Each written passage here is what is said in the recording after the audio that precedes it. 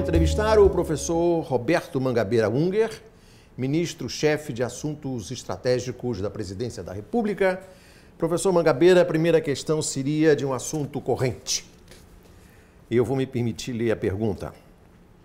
Setores estratégicos da economia brasileira, como o petróleo e agora a energia nuclear, sem falar da construção de submarino a propulsão nuclear, correm o risco de ser desmontados por ação da Justiça e da própria Polícia Federal. Empresas estratégicas como a Petrobras, a Odebrecht Eletronuclear podem virar em pouco tempo um pátio de escombros. O senhor faz parte de um governo que aparenta a incapacidade de impedir que isso se concretize. Por que o governo age assim? O governo está comprometido com a construção de uma nova Estratégia Nacional de Desenvolvimento. Uma estratégia baseada agora em capacitações educacionais e oportunidades produtivas. A maior parte das nossas empresas continua fundada num primitivismo produtivo, embora tenhamos uma cultura empreendedora muito vibrante. Uma parte dessa estratégia é tirar as empresas de seu primitivismo e fomentar o empreendedorismo de vanguarda no Brasil. Para isto, precisamos de um choque de ciência e de tecnologia. E o complexo industrial de defesa, inclusive os setores estratégicos, o nuclear, o cibernético e o espacial, representam um terreno privilegiado para desenvolver o vanguardismo tecnológico. O senhor lança a sua ideia, a sua visão para um futuro grandioso, de tirar as empresas brasileiras de um primitivismo tecnológico, mas nós estamos diante de um fato concreto, que, por exemplo, é a possibilidade de nós termos uma obstrução do processo de construção da energia nuclear. O senhor não há, e dos submarinos movidos à energia nuclear. O senhor não acha que o governo deveria ser mais enfático na defesa disso? O governo tem um compromisso com esse vanguardismo tecnológico. O governo não pode impedir o curso da justiça. Agora, o que eu vejo, sim, é que há um problema que tem a ver com a relação entre o nosso desenvolvimento interno, inclusive o desenvolvimento da tecnologia de vanguarda nesses setores, e a nossa posição no mundo. Veja a situação das nossas relações com os Estados Unidos. Sim. Eu defendo há muito tempo a aproximação aos Estados Unidos. Uhum. E entendo que nós teríamos muito a ganhar com uma relação estratégica com os Estados Unidos. Mas uma das inibições, e talvez a inibição mais poderosa a esta aproximação, é a dependência, inclusive a dependência tecnológica, em que nós nos encontramos frente aos Estados Unidos. Quase toda a nossa comunicação de internet com o mundo, inclusive com a Europa e a Ásia, passa pelos Estados Unidos. Sim. O governo americano pode ver todas as comunicações internas do Brasil, são todas transparentes ao governo americano, só não veem o que não querem ver. E estamos, em particular, inteiramente dependentes do GPS americano. Exatamente. Se os americanos, por qualquer razão, decidissem baixar ou desligar o GPS, ficaríamos no escuro. Teríamos, por exemplo, de conduzir os nossos navios de guerra por navegação astronômica. Esta é a realidade. Então, eu tenho dito, para não sofismar, que a persistir esta situação, na prática, o Brasil é um protetorado dos Estados Unidos.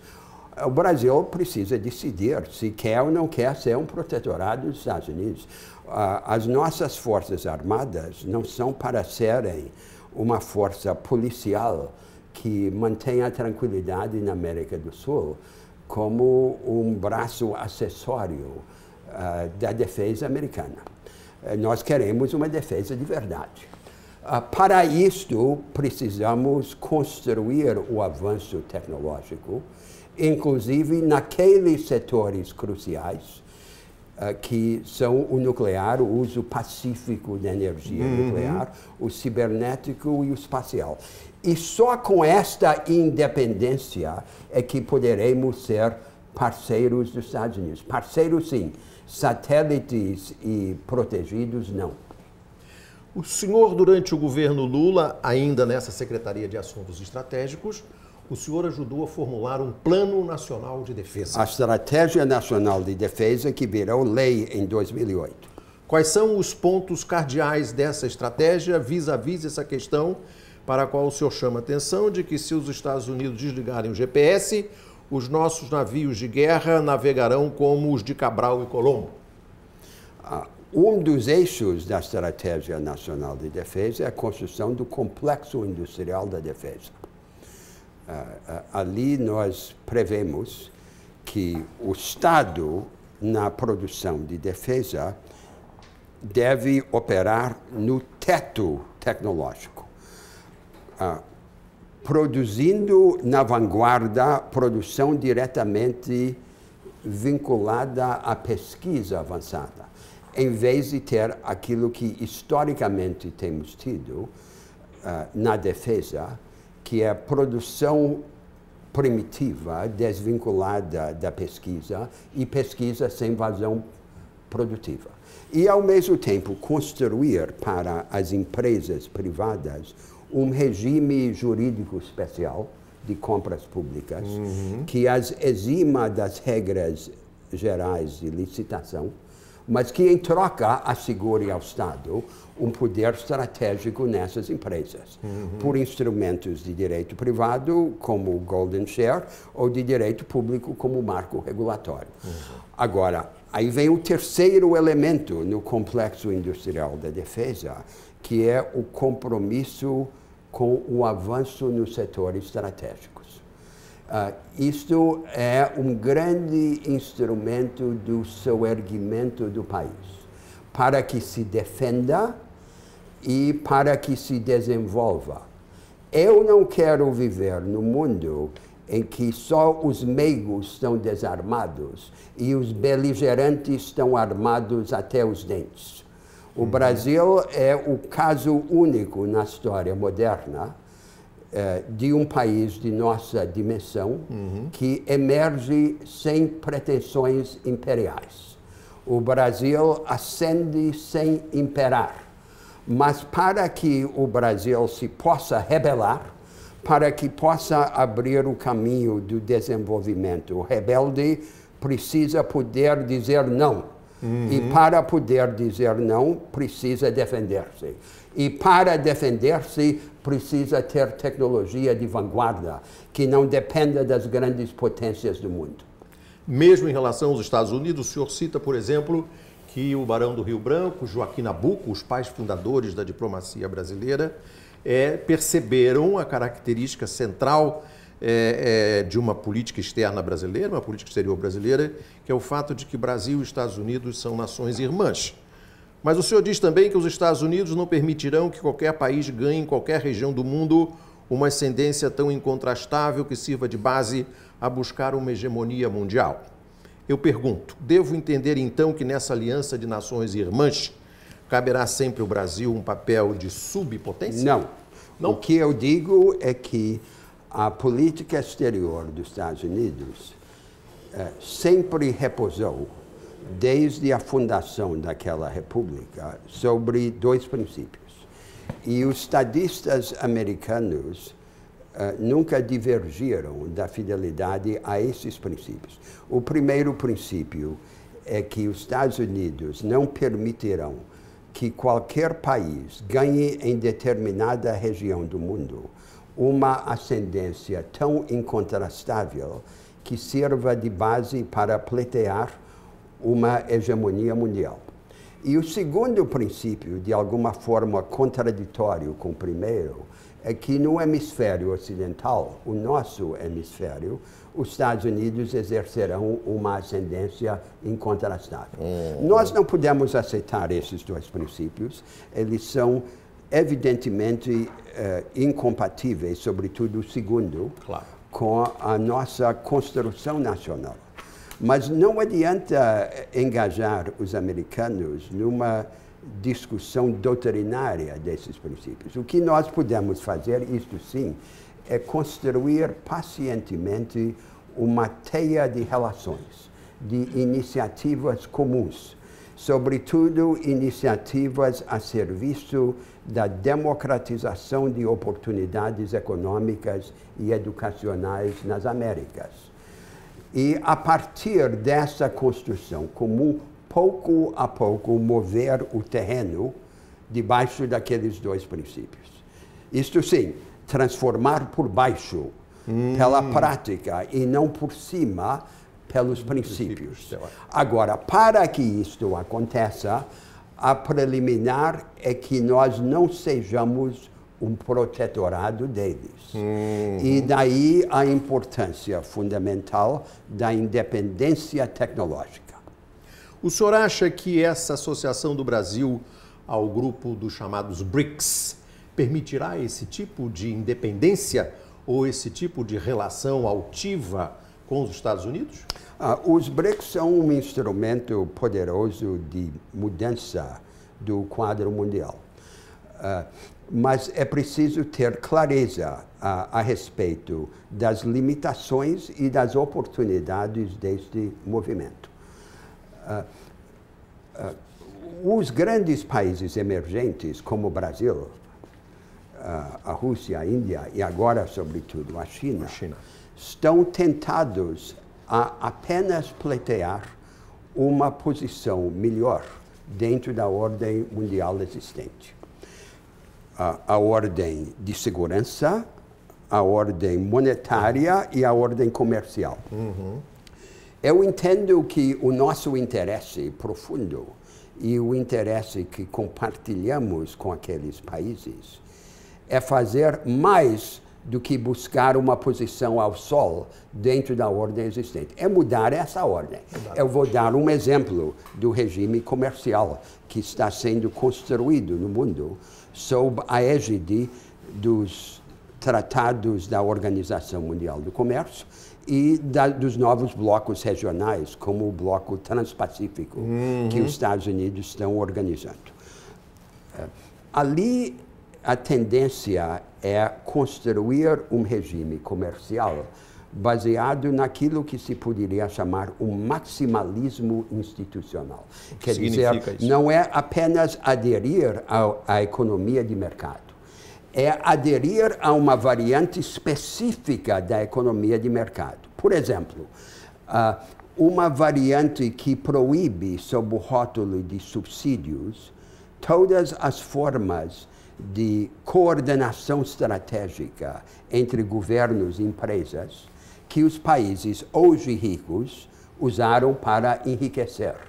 Outro exemplo, uma variante que quer incorporar às regras do comércio o odioso regime de propriedade intelectual que foi desenvolvido no mundo no final do século XIX, o regime das patentes, que deixa as tecnologias mais importantes para a humanidade sob o controle de um pequeno número de multinacionais. O nosso interesse como potência emergente, que coincide com o interesse da humanidade, é ser uma potência revisionista.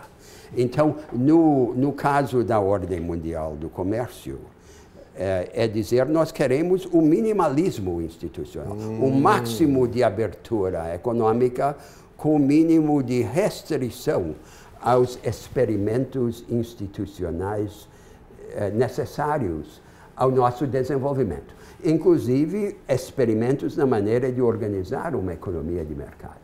Agora, projeto externo forte como este seria um projeto revisionista, só vai existir na medida em que tivermos um projeto interno forte. E, portanto, esta é a minha preocupação maior. A minha preocupação maior é que o Brasil tenha um projeto interno forte. Um projeto que dê braços, asas e olhos ao nosso atributo mais importante, que é a vitalidade assombrosa do Brasil. O senhor sabe que a estratégia número 1 da oposição, a única novidade que a oposição apresentou nos últimos tempos, é exatamente fazer com que o Brasil se integre à Trans-Pacific Partnership, a TPP. O senhor, portanto, considera que isso não é uma boa ideia? Nós estamos engajados na América do Sul. Nós não temos nenhum lugar natural na Trans-Pacífico, inclusive por geografia. Mas o que nós temos que fazer na América do Sul, sobretudo, é construir uma convergência profunda em direção ao novo rumo de desenvolvimento. O Brasil e grande parte da América do Sul cedeu à tentação de basear o seu desenvolvimento apenas na riqueza fácil da natureza. Então, é isto que temos tido na fase histórica recente, a combinação do consumo com commodities, com produtos primários pouco transformados. É preciso dizer que essa estratégia surtiu grandes benefícios. Permitiu manter a maioria dos brasileiros empregada e resgatou milhões da pobreza extrema. Mas dependia de circunstâncias que não existem mais no mundo. A alta no preço dos produtos primários, o crescimento febril da China e a abundância de dinheiro fácil. Quando essas circunstâncias viraram, a estratégia se inviabilizou. E ao se inviabilizar, revelou um defeito que ela tinha desde o início, que era conviver com um nível muito baixo de produtividade na economia brasileira. Produtividade baixa não é uma categoria apenas econômica, é também uma categoria moral. Significa condenar a maioria dos nossos concidadãos a viver vidas pequenas. O que nós devemos buscar agora é uma nova estratégia de desenvolvimento, um produtivismo includente e capacitador, que busque a riqueza mais importante dentro de nós, e não apenas dentro da natureza. Aí são as grandes vertentes em que nós estamos trabalhando no governo. Primeiro, a prioridade da qualificação da educação básica, a pátria educadora, o projeto prioritário do governo. Em segundo lugar, um conjunto de ações que chamamos o produtivismo includente, destinadas a qualificar e a democratizar o impulso produtivo no Brasil. E, em terceiro lugar, a política regional. A tradução dessa estratégia nacional em iniciativas para as grandes regiões do país. Estratégia nacional só se efetiva no Brasil quando traduzida em política regional. Locais. Eu tenho procurado acompanhar essas ideias que o senhor propõe à frente da Secretaria e eu percebo nelas uma lacuna que eu gostaria que o senhor explicasse porque me parece ser uma lacuna ou não é uma lacuna. O senhor não trata do bloqueio que a grande imprensa impõe ao governo brasileiro. O governo brasileiro não consegue sair de trás das grades que a mídia construiu no Palácio do Planalto. O senhor não acha isso relevante, estratégico, para um governo que tem objetivos e desafios tão grandes? Eu sou um defensor, pessoalmente, em toda a minha vida, de democratização da propriedade nos meios de comunicação. Não se trata de regular, de vigiar a imprensa como ela se organiza hoje. Trata-se de multiplicar os espaços para o debate coletivo. Muito mais espaço, muito mais debate. É isto o de que o Brasil já precisa. E isso não é um devaneio. Eu venho andando o país, estado por estado, nas capitais e no interior do interior. E eu vejo que, de forma geral, a mídia regional, a mídia dos estados, é relativamente muito mais aberta do que a grande mídia do Sudeste. Agora, isso não é um projeto do governo, não estou falando em nome do governo. Agora falo como cidadão e como pensador e observo um imperativo de construção nacional. Isso não seria um objetivo também a perseguir para quem quer uma pátria educadora? Fazer com que os meios de comunicação difundissem mais educação e produtividade? Podem ajudar muito. Agora, o meu foco na educação é o conteúdo e o método da educação. Eu vou lhe dar um exemplo, que não é um exemplo óbvio. Estamos agora com a tarefa de definir um novo currículo nacional. Sim. É a chamada Base Nacional Comum. No mundo em geral, os currículos nacionais costumam ser uma espécie de infantilização das ortodoxias que prevalecem na cultura universitária. Projetam para baixo aquelas ortodoxias. Vou dar um exemplo. A economia, como se estuda nas universidades no mundo. Não é o estudo da realidade econômica. É o estudo de um método. Isso. O método que os teóricos desenvolveram no final do século XIX, os pós-marginalistas. E há, então, em cada área do conhecimento, o casamento de um método com uma matéria. Aquele casamento é naturalizado, é tratado como natural. E o que é, em geral, no mundo, o currículo nacional? É uma tentativa de fazer com que os jovens confundam as ideias predominantes com a natureza das coisas. E com isto cheguem à universidade emasculados e já preparados para uma vida de servidão intelectual. O que seria muito melhor para nós, dada a natureza do conhecimento avançado e da produção de vanguarda, mas dados também os nossos pendores de anarquia e de sincretismo, seria fazer diferente no Brasil e introduzir cada área do conhecimento de pontos de vista contrastantes, de tal forma a formar uma nação de rebeldes e assegurar que os jovens cheguem à universidade imunizados contra o servilismo intelectual a que as universidades desejam consigná-los. Isto é um exemplo, e isto é o mais importante, é a formação, é nossa autoformação.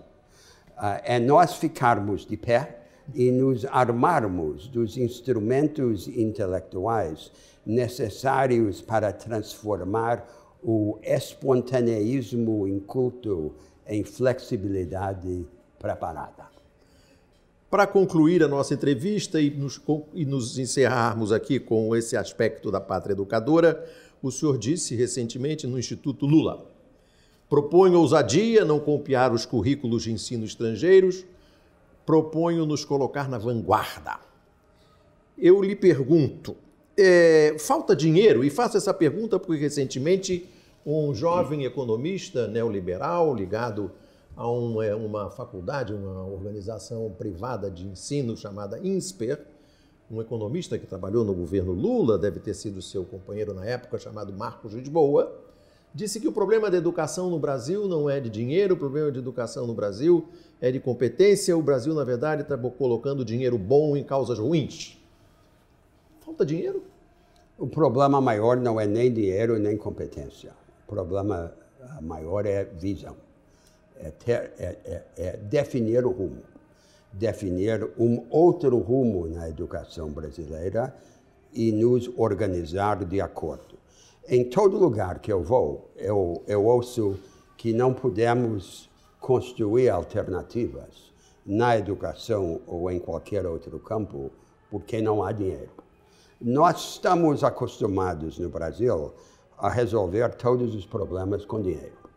A verdade é que ideias traduzidas em inovações audaciosas são um recurso mais escasso e mais fecundo do que dinheiro.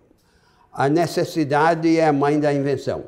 Se nós estivéssemos num tempo de bonança, com muito dinheiro fácil, não seria possível considerar alternativas de fundo. Agora sim, na hora do aperto fiscal e da queda econômica e da confusão política, agora sim que nós podemos começar a persuadir o Brasil a se reinventar.